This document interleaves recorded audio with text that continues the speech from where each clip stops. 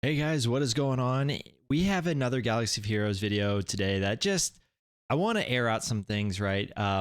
Normally I'm a very upbeat guy. I'm very positive. I try to let things play out before we, judge too quickly, but I have to admit right now I am feeling a little bit of the pessimism coming in. So let's go ahead and talk about why that is.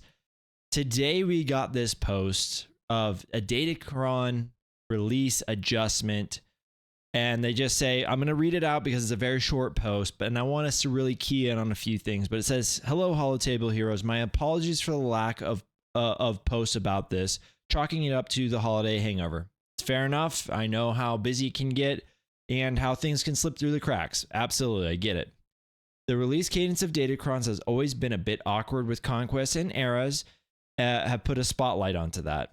I disagree, but I kind of see where they're coming from. There are times where, for instance, we know we're building a character in Conquest for 3 months. With a 4-month time frame, it's kind of weird. Do you release the OP Datacron for the Conquest character on the set and then only get 1 month of it? Do you release it 1 month later? However that goes, but yeah, I don't agree with it, but I think there's other ways around it than this, but we'll keep going. To better align our content in a more cohesive way, we have tweaked the timing of Datacrons. Instead of releasing every other month and lasting for 4 months, Datacrons will now release each month and last 3 months. To account for this increased release schedule, we'll be lowering the complexity of each set with the goal of it being a net neutral amount of information to keep in your brains." Okay. Basically, what this is saying is now instead of 2 sets that last for 4 months, that you're going to have 2 months overlapping of each set, we will now have 3 sets where there's one kind of always on the edge of kind of falling off, but we will have 3 sets to juggle. This is very reminiscent of how Datacrons was actually first released. We went off of a 1-month farming cycle and then a 3-month I guess enjoyment cycle or whatever you want to call it. So not necessarily new. We'll get into some of the pros and cons of this later, but I just want to keep that in our minds that this is the switch that we're going to.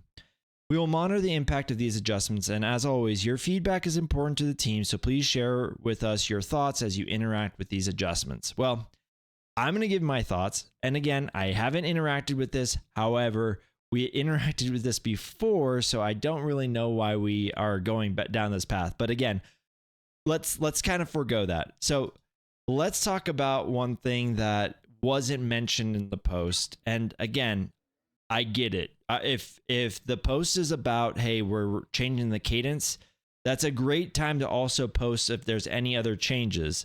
So check this out. This is Whispers of Wealth. This was our set that happened. It's about to dust pretty soon. Okay, so as you can see here, for these first 3 sets, right, it says activates on squads or at or above relic 1, and then if you go all the way to level 4 through 6, that activates on squads at or above relic 3, and then your bonus character, the character that you're getting the bonus on, that target character needs to be at or above relic 5. This is pretty common.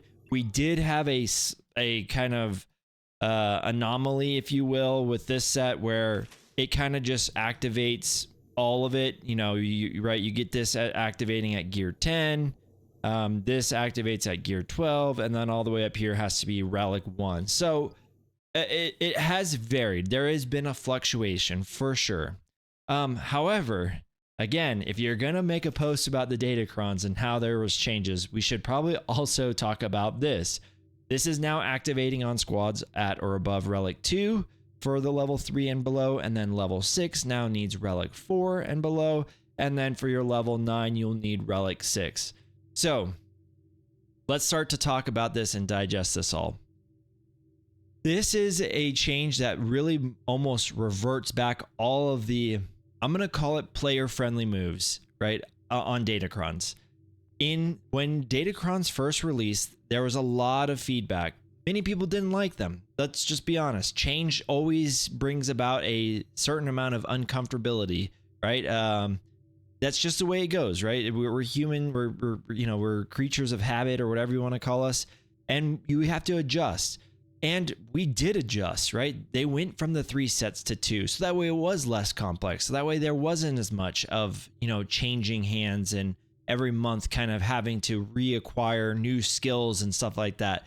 They even, credited this to trying to align this to, GAC, where you'd get a couple sets of, there was always one set that you'd get 2 rotations of 3v3, and then there was one set that you'd get 2 rotations of 5v5.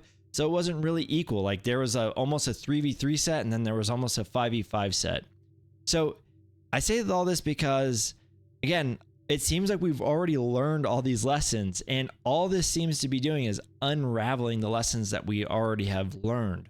The other thing let's get to the positives first. All right, let me just say the positives, because there are some, right? There's always the glass full, half full kind of analogy.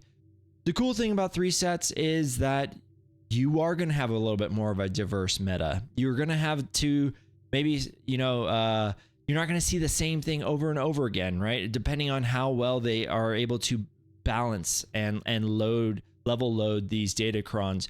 You might see someone, place down a JMK with set 1, and you might see someone place down a JMK with set 3 as well, right? So, and each one of those is going to require a different counter. It's going to require you to think differently about the squad. That's kind of fun, right? The puzzle piece aspect of PvP, for those that really choose to engage in PvP, is the fun piece for a lot of people, right? They figuring out, hey, how can I use this to my advantage and, take away some counters, so that way I'm really drawing out something here that will cost my opponent something that I really am hoping to capitalize on. So there's a puzzle piece to this, and 3 sets again allows that a little bit more of a rock, paper, scissors, so to speak. Okay, so that's cool. The other, I guess, kind of cool thing is, again, it kind of goes with a little bit hand in hand of that, but there might be sets that really magnify stats, and we're going to have more stats to play with, right? There's going to be stats where, okay, yes, JML needs protection. He's perfect for set 2. And, JMK, he wants health, and that's perfect for set 3. So there's going to be also that play in the things, right? So I do want to say it's not all bad. There are some good things. Let's talk now about the negatives, because I think we've kind of exhausted out the pros in this. So the cons, one, it's way less farming time, right? In fact, your farming time has literally been cut in half unless you choose to now boost with more crystals, being that you only basically have your 1 month to farm your datacrons. Now, I know everyone that are pundits, they're saying, well, you don't need 30 datacrons. Yes, absolutely. You're right. You don't need 30 datacrons. And I think that's going to be another side effect that we have to deal with. You're not going to get perfect rolls unless you're willing to just drop a copious amount of crystals every single time Conquest comes out. The other thing that I'm going to say here is you're going to be more strained on resources. Again, think about it. We had 2 months to farm datacrons, which means for most people, the way that split happened was the first month, they went really hard on datacrons. The second month, they went a lot more harder on actually, just getting the feats and getting the reroll mats, so that way they could kind of perfect the stats. And that way you would have 2 months to just sort of enjoy the fruits of your labor, so to speak. There's not really going to be that same amount of time, right? You're going to farm your datacrons, you're going to roll your datacrons in month 1. And then as you're, winning TWs and stuff like that, that'll be when you reroll. And then the next cycle of Conquest that comes out, you're automatically on the next set, right? So just keep that in mind, guys. Like, as this moves forward, like, you're going to have to curb and compensate for having less time to farm and perfect your datacrons. You're also not going to receive the same amount of reward, right? Used to be, okay, well, I'll invest in this set really heavily because I know for 3 months after this set, I'm going to be golden, right? I'm going to have this set for 4 months, essentially. Now that's only 3 months. So again, the road that you're able to kind of go down with one set of datacrons has been reduced by about 25%. So keep that in mind. The other thing that I think like this was, but when we had the old system, we had no such thing as focused datacrons. Focused datacrons right now, unless they change something, are very, very resource intensive. It will simply have to be a game-breaking datacron in order for us to say, yes, forego farming your normal datacrons and upgrade your, your focused datacron, because you can literally get it's like a 2-to-1 ratio of datacrons. So not only are you going to have less datacrons at level 9 and stuff like that, unless again you compensate for crystals or whatever the case is, but you're also going to have less focused datacrons, because focused datacrons are really going to be at a premium because of how expensive they are. So I just want to point that out, because again, we've kind of grown accustomed to this whole thing of, well, I'm going to get my focused datacrons. They're expensive, yes, but that'll be my first month. And then second month, I'm going to really focus on rerolls and all that other good stuff.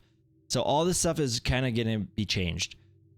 Again, I would be okay with this if we hadn't already gone down this road before, right?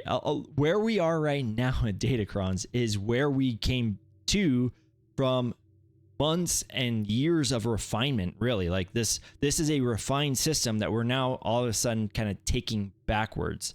So it's weird that they're kind of like, articulating, well, hey, this time it'll be different. It's a little bit different in the sense of the first time it was relic 3, 5, and 7 that you needed, on the characters. And this time it's 2, 6, or 2, 4, and 6 on the characters. But yeah, to me, it's still more or less the same.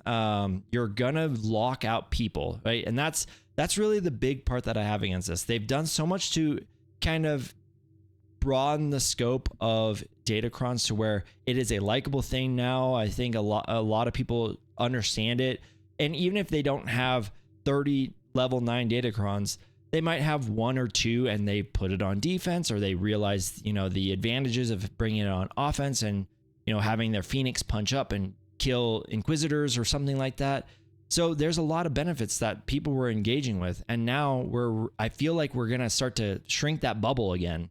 And we're really going to almost narrow the amount of people that are really going to get high level datacrons and push, for more and more.